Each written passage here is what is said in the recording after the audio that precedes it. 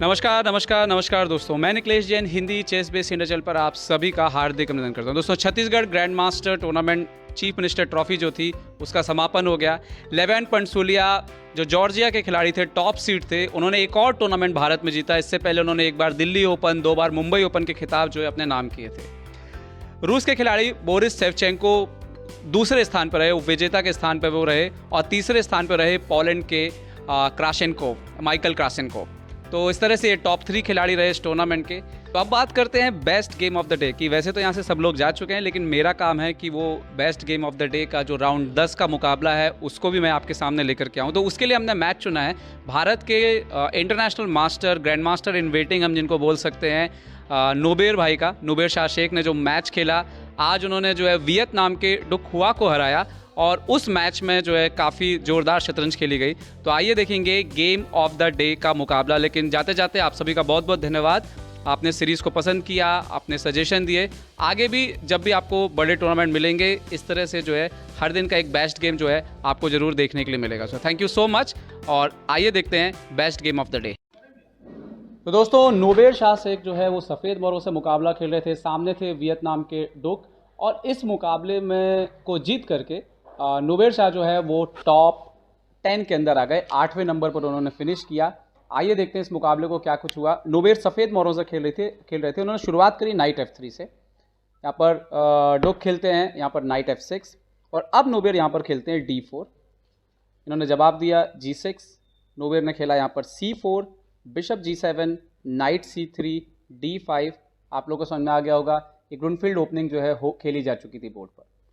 Normally हम ग्रुनफील्ड opening में जो देखते हैं, जैसे कि C × D5, बिशप G5, और यहाँ पर नोबेर लेके आते हैं नई चाल, जैसा कि उनकी आदत है आक्रामक खेलने की, H4। और यही वो चाल थी जिसने ब्लैक को जो है ऑलमोस्ट कंफ्यूज किया। H6 खेला ब्लैक ने। आप एनालिसिस वगैरह करोगे, अगर चेक करोगे, तो H6 की ज़रूरत एक्चुअली थी नहीं थी, उनको कंटिन्यू डेवलपमेंट करना था। H6 किया उन्होंने यहाँ पर। जैसे उन्होंने H6 किया, अब जो है नोबेर यहाँ पर खेलते हैं pawn into pawn, night D5, यहाँ पर sorry E4, knight into C3, pawn into C3। तो ये पोजीशन वही आई ग्रुनफील्ड में। चेंज क्या हो गया कि H4 और H6 जो है वो एक्स्ट्रा है बोर्ड पर अभी। तो यहाँ पर अब ब्लैक जो है वो जवाब देते हैं बिशप G4 खेल के। ओके, नोबेर ने खेला क्वीन A4 चेक। अच्छा, नाइट D7 यहाँ पर खेला ब्लैक ने, लेकिन अगर C6 खेलते तो ज़्यादा बेहतर होता। उन्होंने खेला नाइट D7, जो कि नेचुरली यही दिखता है ना आपको कि आपको अपने पीस निकालने चाहिए, लेकिन जिस स्ट्रक्चर पर वो खेल रहे थे एक्चुअली में C6 क्या करता कि सेंटर को भी कंट्रोल कर रहा था। खैर, और नाइट जो है वो बाद में आपका जो है ज़रूरत पड़ने पर A6 वगैरह से भी काम आ सकता है। तो उन्होंने खेला नाइट D7। अब नोबेर खेलते हैं नाइट E5 और आक्रमण करते हैं इस G4 वाले नाइट पे। ये एक्चुअली में बोर्ड का मैच का सबसे क्रूशल पॉइंट था, जब एक्चुअली में डुक को ये मारना चाहिए, bishop into E5, pawn into E5 और C6 करके खेलना चाहिए। ये एक्चुअली में ब्लैक के लिए ठीक पोजीशन है, लेकिन जो बात मैं यही बोलूँगा कि कौन सा खिलाड़ी ओपनिंग में अपने बिशप को जो है देगा और इस तरीके से मार के खेलेगा। तो हम जो इंजन में देखते हैं वो प्रैक्टिकल वर्ल्ड में थोड़ा मुश्किल होता है, और यहाँ पर बहुत मुश्किल था उनके लिए बिशप इंटू E5 को चुनना। तो यहाँ पर उन्होंने क्या मूव खेला, उन्होंने यहाँ पे खेला बिशप E6। तो अब नोबेर और आक्रामक मोड में आ जाते हैं और खेलते हैं F4। ओके, यहाँ पर डुक ने जो है कैसल कर ली, और अब यहाँ पर नोबेर जो है बिशप E3 जो है इसको डेवलप भी कर लेते हैं। काफ़ी सोचने के बाद यहाँ पर डुक जो है वो नाइट इंटू E5 मारते हैं, और मेरे ख्याल से ये वो मोमेंट था जिसके बाद ऐसा लगा कि नोबेर के पास जो डेवलपमेंट है वो ज़्यादा बेहतर जो है वो होता जा रहा है। नोबेर ने यहाँ पर पॉन इंटू E5 जो है वो मार दिया, और अब यहाँ पर इनकी चाल थी, और इन्होंने यहाँ पे मूव खेला बिशप G4, जो कि वंस अगेन अगर आप देखो इस पूरे के पूरा जो भी ओपनिंग हुआ, बिशप जो है वो बार बार खेलता रहा, जैसे bishop G4, bishop E6, bishop G4। तो कहीं ना कहीं डॉग जो है वो अपने लाइट कलर के बिशप के लिए सही जगह ढूंढ ही नहीं पा रहे थे मैच पे। और जैसे उन्होंने बिशप G4 खेला, अब नोबेर खेलते हैं रुक B1 और आक्रमण करते हैं इस B7 के पॉन पर। ओके, यहाँ पर जवाब देते हैं डॉग क्वीन C8। तो अब यहाँ पर नोबेर खेलते हैं क्वीन B3। एक नज़र है B7 पे और दूसरी नज़र जो है उनकी इस डायगोनल पर है राजा के खिलाफ। और फिर से ये वो मोमेंट आता है जहाँ पर रुक B8 खेला जा सकता है सिंपल, लेकिन डॉग जो है बिशप H5 खेलते हैं, और मेरा जो एनालिसिस है वो यही कहता है कि इस पूरे मैच में जो गुनहगार बन गया वो बिशप था। कि जो बार बार हम देखें बिशप G4 आया, बिशप E6 गया, बिशप G4 आया, बिशप H5 गया, और बिशप H5 वैसे भी बहुत ही ऑड मूव लग रहा था। जैसे ही वो बिशप H5 हटे, यहाँ पर नोबेर ने अपना बिशप भी निकाल लिया यहाँ पर, और अब आक्रमण था यहाँ पर F7 पे भी आक्रमण शुरू हो रहा था, कैसल हो रही थी, बट डेक जो है उनके दिमाग में कुछ और चल रहा था। अच्छा, वो क्वीन G4 अभी भी आ सकते हैं जो आक्रमण करना चाहते हैं, बट उन्होंने पहले B5 खेला और इस क्वीन को डाइवर्ट करने का प्लान बनाया। इन्होंने क्वीन B5, पॉन आपको एक एक्स्ट्रा मिल चुका है, डायरेक्ट क्वीन G4 भी आ सकते थे, क्योंकि अगर B7 मरेगा तो हमेशा जो है रुक का थ्रेट रहेगा पीछे से, और आपके पास E4 पे भी आप आक्रमण कर सकते हो। लेकिन ये जो एक मूव लेट आया, उन्होंने जो क्वीन को जो है उन्होंने डाइवर्ट करने का जो प्लान बनाया, मुझे लगता है वो भी थोड़ा सा गड़बड़ था। अब क्वीन G4 आए, लेकिन नोबेर यहाँ पे बराबर तैयार थे, उन्होंने आप कैसल कर लिया, और उन्होंने बोला चाहे आप E4 मारो या H4 मारो, फ़र्क नहीं पड़ता क्योंकि पोजीशन काफ़ी अच्छी हो चुकी थी। तो उन्होंने खेला यहाँ पर क्वीन इंटू E4 डॉक ने। तो अब नोबेर खेलते हैं बिशप F4, गुड मूव, इस डायगोनल में भी बिशप को रखा और क्वीन को कट ऑफ कर दिया अभी एक प्रकार से।